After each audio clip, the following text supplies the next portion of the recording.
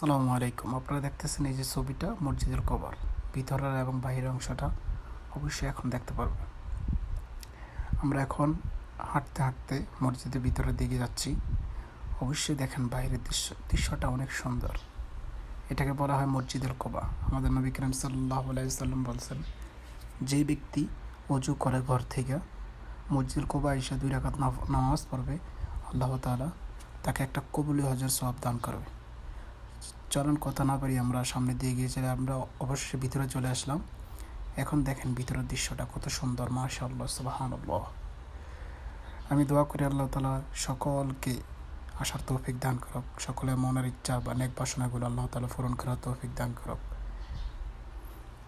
মাশাআল্লাহ, অনেক সুন্দর। দেখেন ভিতরের দৃশ্যটা, অনেকে নামাজ পড়তেছে, অনেকে ভিডিও করতেছে, কারণ মসজিদ কুবার ভিতরের দৃশ্যটা এত সুন্দর, মাশাআল্লাহ, এত সুন্দর। আল্লাহু আকবার। আপনাদের সাথে আবার দেখা হবে কোনো এক ভিডিওতে। ওই অবধি সবাই ভালো থাকবেন, সুস্থ থাকবেন। আল্লাহ হাফেজ। আসসালামু আলাইকুম।